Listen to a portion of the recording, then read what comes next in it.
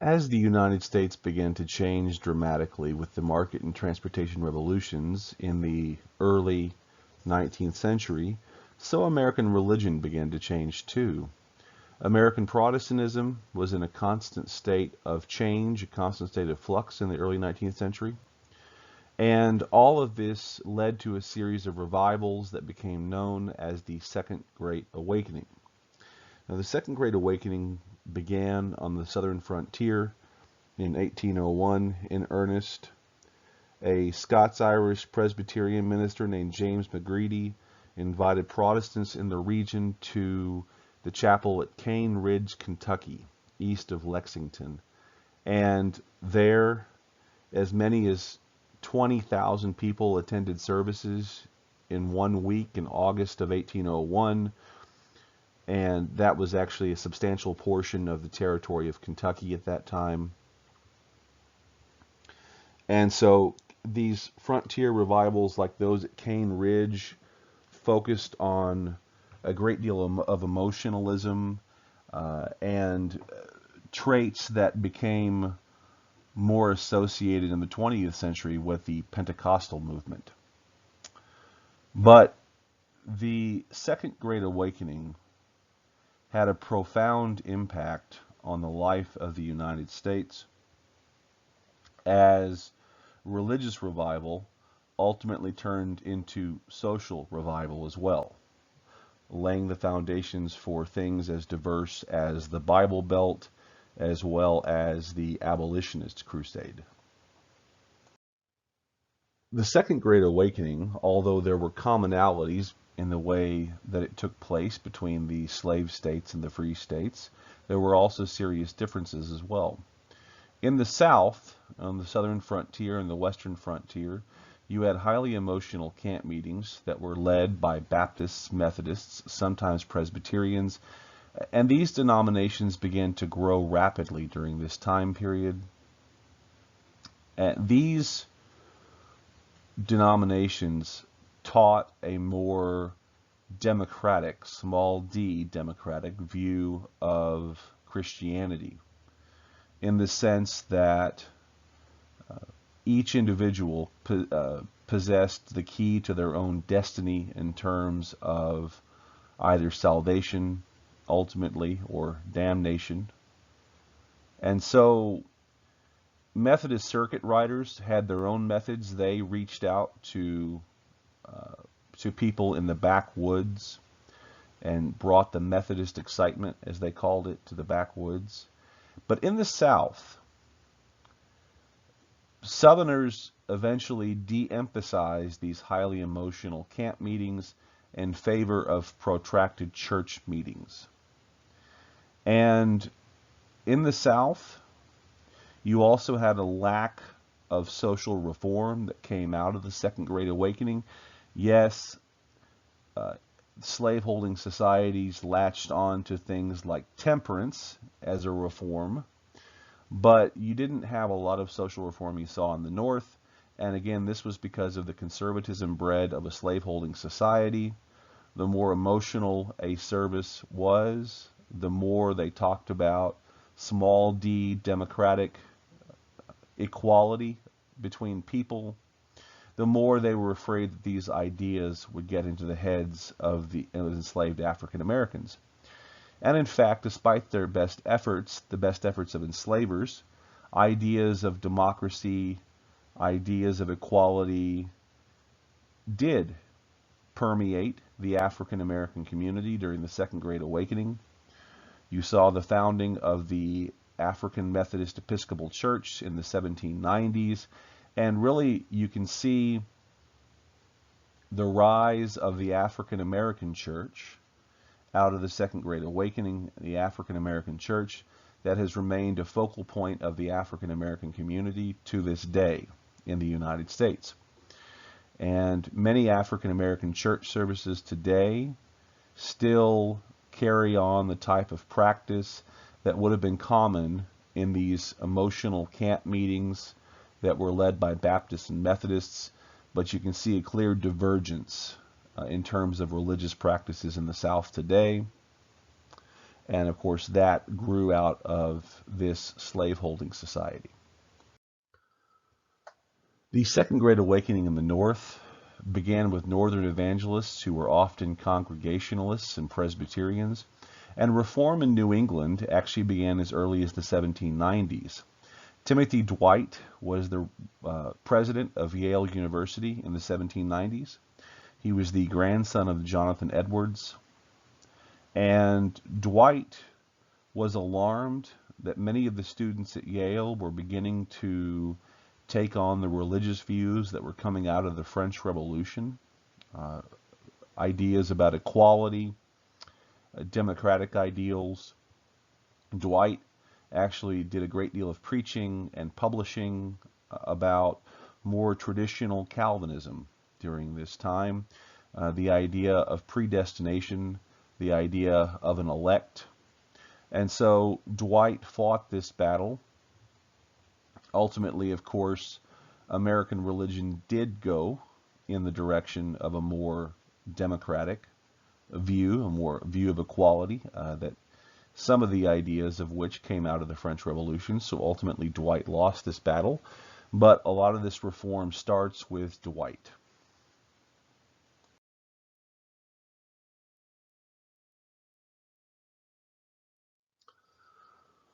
One of Timothy Dwight's students at Yale was Lyman Beecher in 1798.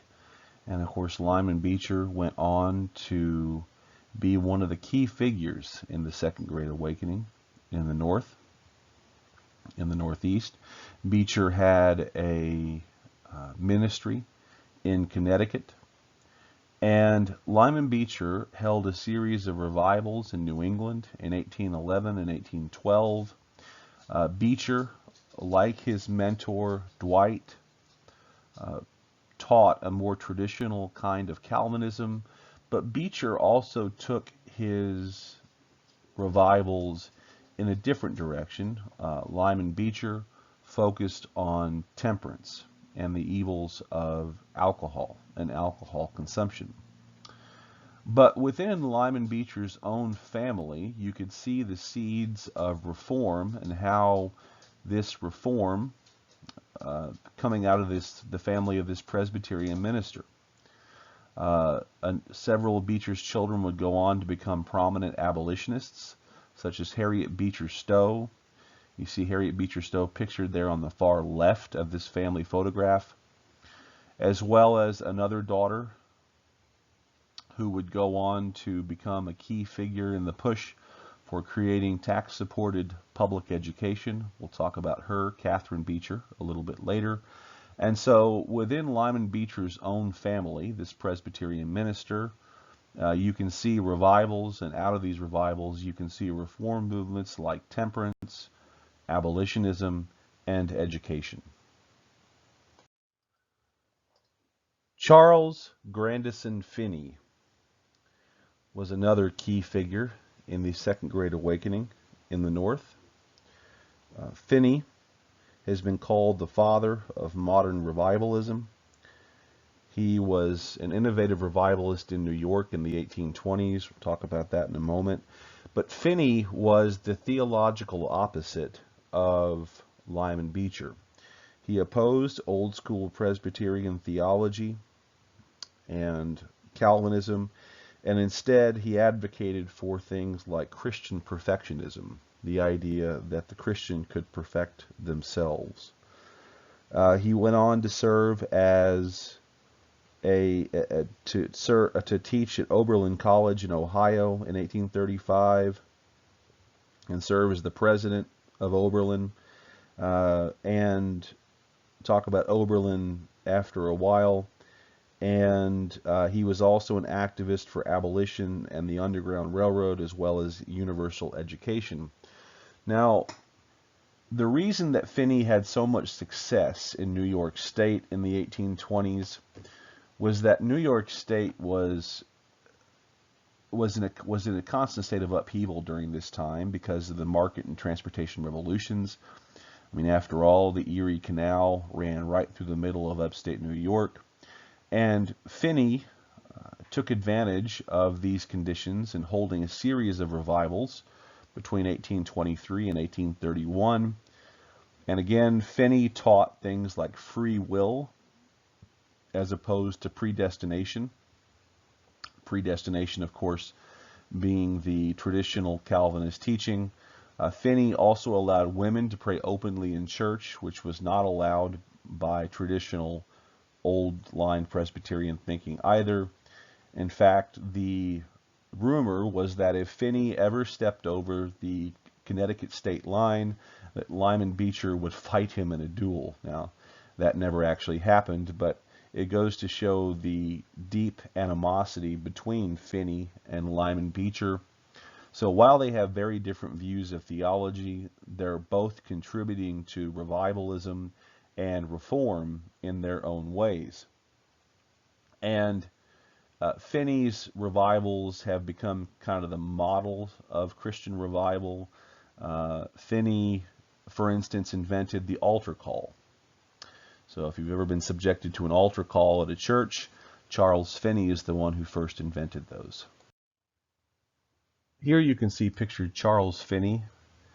Charles Finney's revivals swept back and forth through upstate New York, crisscrossing the region so that the region became known as the burned over district because people were burned out on religion. Out of this burned over district, a number of interesting permutations of American religion emerged. You had the Millerites and Adventism that later would lead to the foundation of the Seventh-day Adventist Church in the 1860s. You had the Campbellites, which would lead to the foundation of the Disciples of Christ, later split with the Church of Christ around 1900. And you also saw the foundation of the Church of Jesus Christ of Latter-day Saints by Joseph Smith, or the Mormon Church. All of these movements coming out of upstate New York around this same time. There's a clear link between revivalism and reform. We talked a bit about Finney and Beecher and their roles in various reform movements, but Lyman Beecher and his followers were also behind a series of societies for trying to perfect the world around them. They founded the Board of Commissioners for Foreign Missions in 1810, the American Bible Society, which was founded by the Reverend Samuel John Mills in 1816, and the American Tract Society in 1825 for producing biblical tracts. Beecher and his followers were also behind founding a series of social reforming institutions that were aimed at stamping out what they saw as the evils of dueling, gambling, and prostitution. And of course, many of the members that joined these societies were led by male ministers, but many of the members of these societies were women. Women who wanted to stop their husbands, brothers, and other male family members from dueling, gambling, and frequenting prostitutes. The main thrust of Lyman Beecher's ministries and revivals revolved around temperance. Temperance has a long history in the United States, but a lot of it goes back to Lyman Beecher. Beecher was obsessed with trying to rid the world of what he called demon rum. Now, before dismissing Lyman Beecher for his view on temperance, I think that students today should understand the role of alcohol in early America. First of all, from the days of the colonies forward, alcohol and the consumption of alcohol had become an epidemic in the United States. Whiskey was the most popular drink at the time of and after the American Revolution, but rum and brandy were also popular. Consider that when men left their homes to conduct business in society, they often conducted business at the local tavern. And while they were there, they drank, and they drank some more. Of course, women also drank, but not as publicly or conspicuously as men. And at the time that Lyman Beecher launched his crusades, you must remember that the per capita annual consumption of distilled beverages in the United States was triple what it is today. Alcohol-related illnesses had become an epidemic, cirrhosis of the liver, as well as other alcohol-related illnesses and deaths. And you can see here a temperance propaganda broadside warning that demon rum would lead the drinker down a direct path to poverty and wretchedness and would bring about the ruin of his entire family. Of course, another reason for the heavy consumption of alcohol at this time was the uncertainty about water. Bacteria grows in water and causes things like cholera. Bacteria does not grow in alcohol. Partially through the efforts of Lyman Beecher, the American Temperance Society was founded in 1826, and by 1834 there were 5,000 local branches of the society with more than 1 million members, many of them women. Once again, women are seeking more power in society, they're seeking more influence in society, and they're seeking influence by trying to ban alcohol so as to better their own condition. Remember that there are no laws about child abuse or spousal abuse at this time, so you can imagine how the excess consumption of alcohol affected many women and children at this time. Women began holding temperance marches through the middle of towns, where if you got on the wagon that was being drawn through the middle of town, you were publicly taking the temperance pledge. Women often threatened to not have anything to do with men who would not take the temperance pledge, and this campaign for temperance worked. In the 1830s, the per capita consumption of hard liquor dropped by more than half. Revivalism, religion, and the pervasive influence of Romanticism changed the nature of the family during this time as well. Marriage changed. The idea that one should be in love with their spouse began becoming considered essential for marriage. Marriages before this were mostly marriages of convenience or marriages that were arranged, but the idea that you should be in love with your spouse became essential. Wives began to behave more like companions to their husbands rather than children or servants as they had before. And women began to be seen, especially by men, as rulers of the domestic sphere. The Industrial Revolution forever changed everything about life in the United States and elsewhere. And one of the things it changed was that you had a separation of spheres, where men were expected to go out into the public sphere and earn a living, whereas women were expected to rule the domestic sphere, that is the household, children. And so that's where we get these ideas beginning in the Second Great Awakening in the mid-19th century. One of the ideas that began to become popular among the upper class, especially in New England and the United Kingdom in the middle of the 19th century, was called the cult of true womanhood, or the cult of domesticity. The idea was that women who were feminine should be true women who possessed piety, purity, domesticity, and submissiveness to their husbands. The idea revolved around the woman being the center of the family, the, quote, light of the home, and this was advanced as what true women should do. True women should not go into the marketplace, should not endeavor to earn a living. This was a way for men to attempt to control women, and opposition to this idea of the cult of domesticity is actually what resulted in the Seneca Falls Convention of 1848, and there were many women who defied these expectations. And one of these women who defied the expectations of the cult of domesticity was Catherine Beecher. Catherine Beecher defied social norms. She remained unmarried throughout her life, and she advocated for school teaching to become a female profession. And in this way, she rebelled against the cult of domesticity, the cult of true womanhood. But nevertheless, this was the state of society among the upper class, and especially among white Protestants in the middle of the 19th century. The social reform movement that Catherine Beecher helped to contribute to was, of course, public education. There was an enormous expansion of the number of tax-supported public schools from the 1820s to the 1850s, predominantly in New England.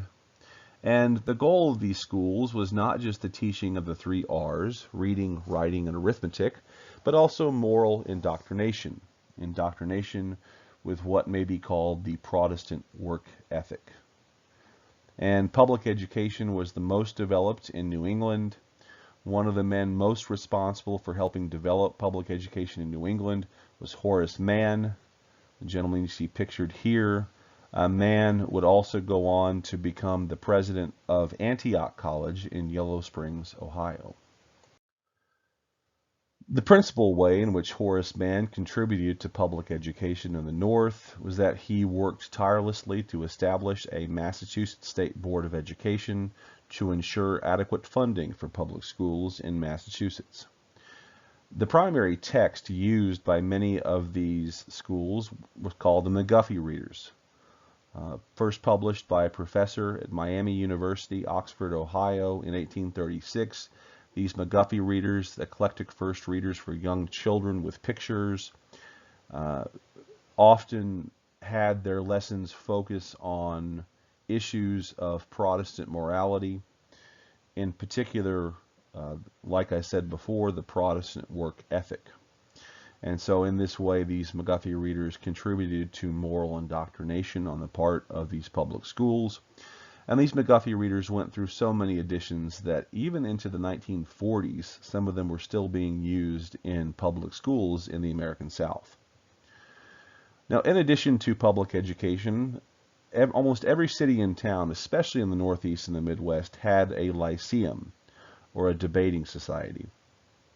And these lyceums were places where adults could come to broaden their intellectual horizons. They were a place where people could practice their public speaking. Abraham Lincoln practiced many of his more famous speeches as president. When he became president, he practiced those speeches at the Lyceum in Springfield, Illinois. You also had adults who could teach classes on literacy, mechanics who could teach others about how to be mechanics. And so these lyceums actually led to widespread literacy among the white population of the United States at the time. Anecdotal evidence would suggest that perhaps as much as 80% of the white population of the U.S. was literate in the middle of the 19th century, judging by the number of newspapers published, letters written, and of course an 80% literacy rate would make that rate higher than the literacy rate among adults in the United States today. In the United States today, only about 75% of American adults are literate.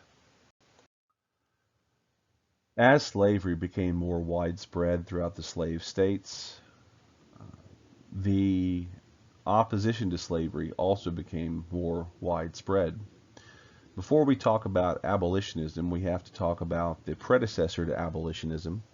And one of the earliest anti-slavery movements in the United States, outside of the writings of a few ministers, even before the American Revolution, was the foundation of the American Colonization Society in 1817, led by President James Monroe. And the idea behind the American Colonization Society is that they would purchase enslaved African Americans or encourage enslavers to free enslaved African Americans, and they would repatriate them to Africa.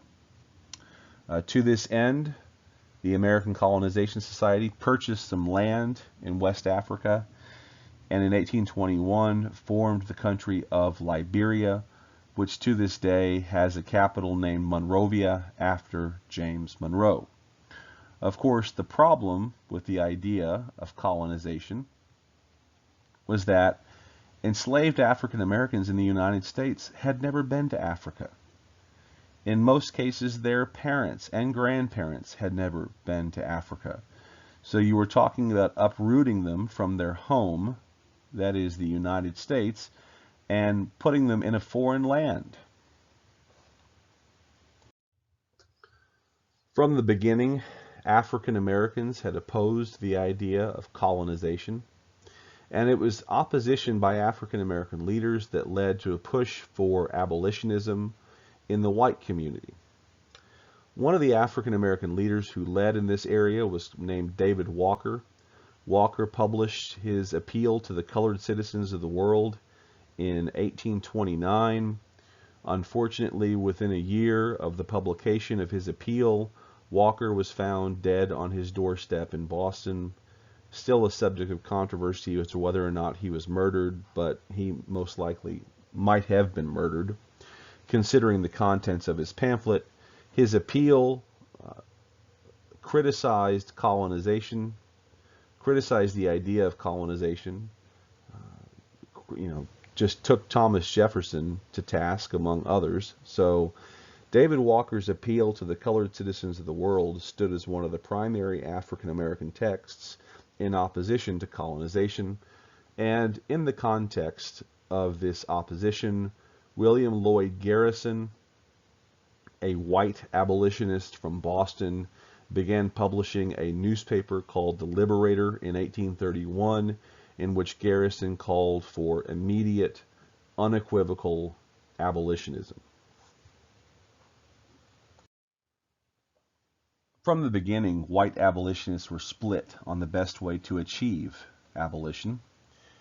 There were many who wanted to work within the political system, within the context of the Constitution, to bring about abolition. William Lloyd Garrison was not one of those. Garrison wanted to go outside of the political system.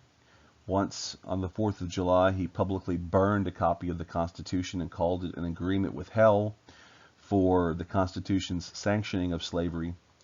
And in the first sentence that he published in The Liberator, he said this, quote, "I will be as harsh as truth and as uncompromising as justice.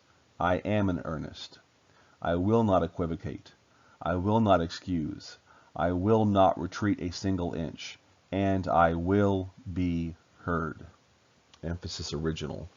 And so with this new radical abolitionism now coming from white abolitionists, now the battle lines over slavery are clearly drawn by the early 1830s, and the abolitionists continued to agitate against slavery until arguably it ultimately resulted in civil war and the end of slavery.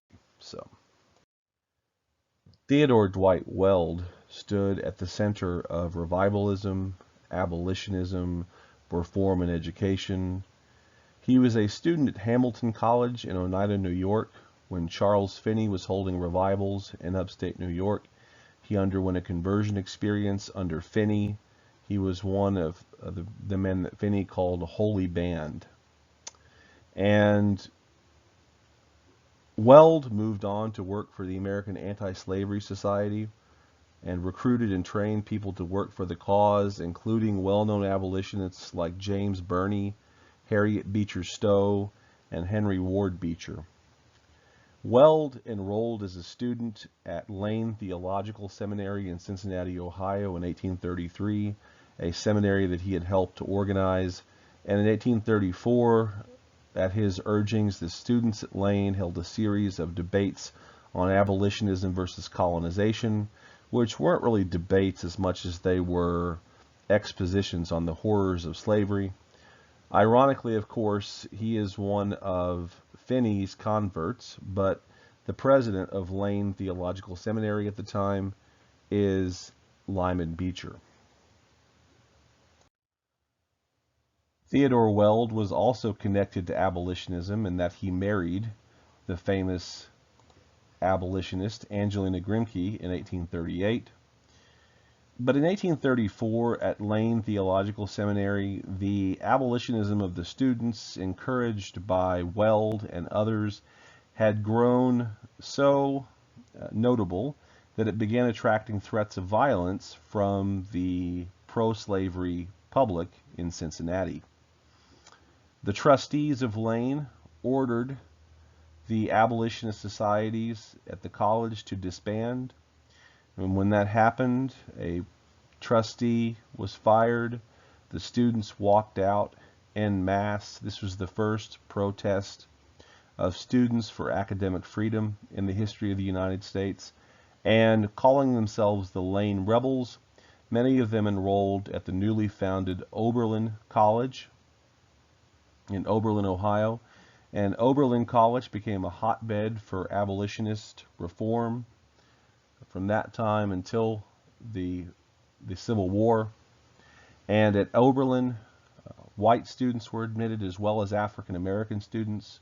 Men were admitted as well as women. It was the first integrated coeducational institution of higher learning in the United States. Of course, many in the Northern public were opposed to abolitionism. In 1835, a mob of Irish dockworkers tried to lynch William Lloyd Garrison in Boston. In 1837, a pro-slavery mob murdered the abolitionist editor Elijah Lovejoy. Lovejoy's death was shocking to the country because it was the first time that a white man had died over his opposition to slavery, and it led many to consider the abolitionist position. The abolitionists had been saying that pro-slavery people wanted to shut them down by violence if necessary, and it led many white Northerners to reconsider that perhaps on this point the abolitionists were correct.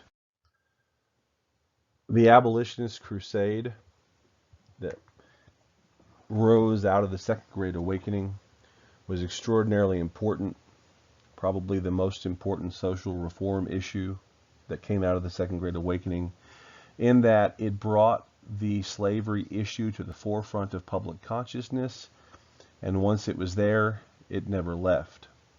And abolitionists continued to agitate for the end of slavery until finally, arguably, their agitation was a contributing factor to the beginning of the American Civil War, a war that did ultimately end slavery. The first women's rights movement in the history of the United States rose out of the abolitionist movement as women sought leadership roles in abolitionist societies.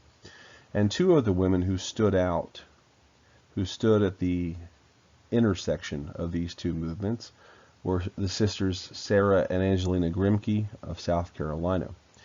The Grimke sisters were actually born in South Carolina and grew up on a plantation in South Carolina, so they were actually born into the heart of slavery.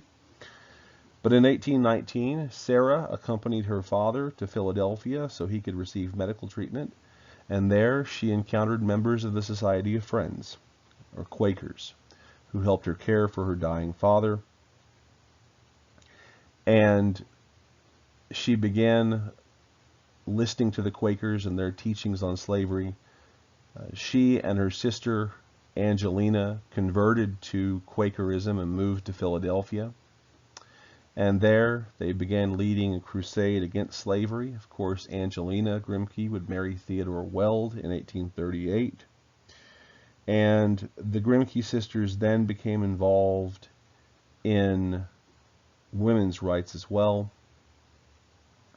Sarah wrote a pamphlet called Letters on the Equality of the Sexes. So by the late 1830s, the sisters were known not only for their abolitionist work, but for their work on behalf of women's rights. Although Sarah and Angelina Grimke did not attend the first Women's Rights Convention at Seneca Falls, they certainly had invitations to do so, but they were not able to actually be there at Seneca Falls. The first World Anti-Slavery Convention was held in London in 1840, And much of the debate on the first day of the convention revolved around whether or not to admit women as delegates. The American delegation included women such as Lucretia Mott and Elizabeth Cady Stanton, who actually met at this convention for the first time. Wendell Phillips, the famous American abolitionist, argued for women's inclusion, as did William Lloyd Garrison. Ultimately, though, women were excluded from the convention, and in solidarity with the American women, William Lloyd Garrison and other men actually joined the women in the galleries of the convention as spectators. Out of this experience, Lucretia Mott and Elizabeth Cady Stanton began organizing that resulted in the Seneca Falls Convention of 1848. On July 19th and 20th, 1848, a large group of women and smaller number of men gathered for the first women's rights convention in the history of the United States. Two of the principal organizers, Lucretia Mott, whom you see pictured here, and Elizabeth Cady Stanton, had helped to organize this convention, and they adopted a declaration of sentiments at the convention in which they declared women the equal to men in all things. This was a radical statement for the time, and among the men who were present and signed the Declaration of Sentiments was also the famous American abolitionist Frederick Douglass. This movement for women's rights would continue on into the late 19th century, and of course would ultimately result in women achieving the right to vote in 1920. Even as the Second Great Awakening and the social reform movements that came out of the Second Great Awakening dominated the lives of most Americans, there was still a fringe group of individuals who rejected the teachings of Orthodox Protestantism, and because of the influence of the Romantic movement,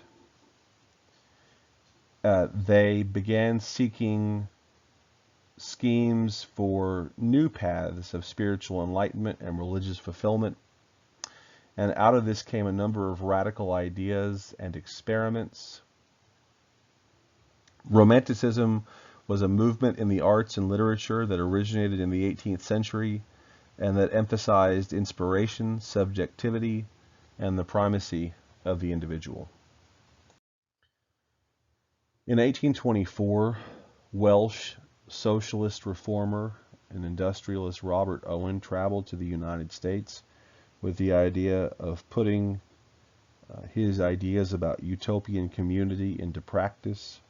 In 1825, he purchased the small town of New Harmony, Indiana, and actually it was named Harmony, and he renamed it New Harmony. Now, the Owenite social experiment only lasted for 2 years. It failed, but the community made important contributions to American society. New Harmony became known as a center for advances in education and research. Town residents established the first free public library, a civic drama club, and a public school system that was open to both men and women. In 1848, Christian perfectionist John Humphrey Noyes founded the Oneida community in Oneida, New York. The community believed that Jesus had already returned in the year AD 70, which made it possible for them to bring about Jesus' millennial kingdom in themselves and to be free of sin and perfect in the world, not just in heaven. The Oneida community practiced communalism in the sense of community property and possessions, complex marriage, male sexual continence, and mutual criticism. There were other smaller Noyesian communities like Wallingford, Connecticut, but Oneida was the main community. This Christian perfectionism preached that they were free from traditional morals, and therefore they practiced this form of complex marriage in which men periodically traded off marriage partners, a regulated form of free love, if you will. Perhaps the most influential of these radical ideas and experiments long term was Transcendentalism. Now, Transcendentalism is not easy to define, but in essence it is the idea that the individual can transcend material reality and ordinary understanding and attain, through a higher form of reason or intuition, a oneness with the universe. It is very much a romantic movement infused with a puritanical fervor. Ralph Waldo Emerson was the prophet of Transcendentalism. Transcendentalism, to be more precise, was a philosophical movement that Emerson and others helped to develop in the 1820s and 30s. It was a reaction, a protest against the general state of intellectualism and spirituality in the United States. The doctrine of the Unitarian Church, as taught by the Harvard Divinity School, of course, was also closely related to Transcendentalism. And at the core of Transcendentalism was the belief in the inherent goodness of people and nature. Adherents believe that society and the institutions of society have corrupted the purity of the individual, and they have faith that people are at their best when they are truly self-reliant and independent. Transcendentalism, of course, emphasized subjective intuition over empiricism. And so this Transcendental Club, with Emerson at its head, was begun at Cambridge, Massachusetts in 1836. And Emerson often taught and spoke about what he called the oversoul. The oversoul was the idea of a benign spiritual force that animated all of nature and the universe. The idea of the oversoul, that this oversoul unites all people as one being, which Emerson alluded to, is very close theologically to what George Lucas envisioned when he came up with the concept of the Force in Star Wars. Lucas had recently taken a comparative religions class at USC, and he integrated the ideas of the Transcendentalists into the philosophy behind Star Wars. And so Transcendentalism as an intellectual movement, as a literary movement, which we're going to talk about, is so ingrained in American society today that very few even question many of its assumptions, or are unaware of the influence that Transcendentalism still has, of course, along with Romanticism. If Transcendentalists had a headquarters, if you will, it was Brook Farm, or the Institute of Agriculture and Education. It was a utopian experiment in communal living in the United States, founded in 1841 by a former Unitarian minister named George Ripley and his wife, Sophia Ripley, 9 miles outside of downtown Boston. It was inspired by Transcendentalism, and many Transcendentalists spent time at Brook Farm refining their ideas, including Ralph Waldo Emerson, Henry David Thoreau, and many others. One of the more prominent Transcendentalists was Henry David Thoreau, and in 1845 Thoreau made the decision to live alone in the woods. He constructed a small cabin on the banks of a pond, Walden Pond, on land owned by Emerson. And over these 2 years, where he was not in complete isolation all the time, he did travel into town occasionally and accept visitors every now and again. But Thoreau out of this experience, wrote the book Walden, or Life in the Woods, which was published in 1854. The text, of course, was a reflection of simple living in natural surroundings. It's a personal declaration of independence, a social experiment, a voyage of spiritual discovery, and to some degree a manual for self-reliance. Walden has been very influential on the American environmentalist movement as well. But Walden, or Life in the Woods, brings this whole idea of individualism to its logical conclusion, and that is a utopia of one. You can see here Henry David Thoreau and a view of Walden Pond from the cabin that he constructed, which is now a Massachusetts state park. Although Thoreau is probably best known for Walden, he is also known for his essay on civil disobedience.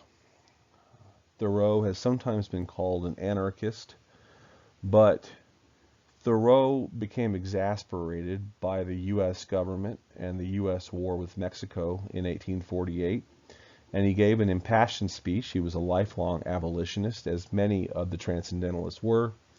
He gave an impassioned speech against the U.S. war with Mexico, which he viewed as a war merely to expand slavery.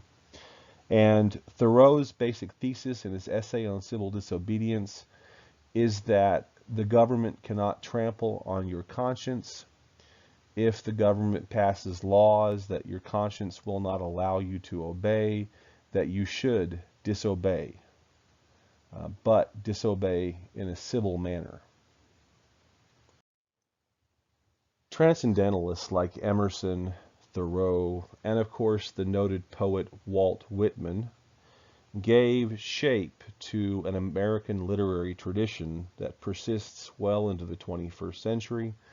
But there were also other American writers at this time, romantics in their own rights, who wrote of Romanticism and wrote in the style of Romanticism, who roundly denounced the claims of the perfectionists and the Transcendentalists. One of these writers, of course, was Nathaniel Hawthorne, who was writing at this time from his home in Concord, Massachusetts. Hawthorne's most famous works were The Scarlet Letter and The House of Seven Gables, and the basic thesis behind Hawthorne's works was that attempts to escape sin and guilt were futile, and that these perfectionists did not know what they were talking about. You can see here Hawthorne's greatest novels, The Scarlet Letter, published in 1850, and The House of Seven Gables in 1851. There were also other writers that were romantics, but they felt the same as Hawthorne. You had Herman Melville, who was busy at this time writing his masterworks like Billy Budd Sailor and Moby Dick. And of course you had the famous American writer Edgar Allan Poe, writing at this time from Boston and from Richmond.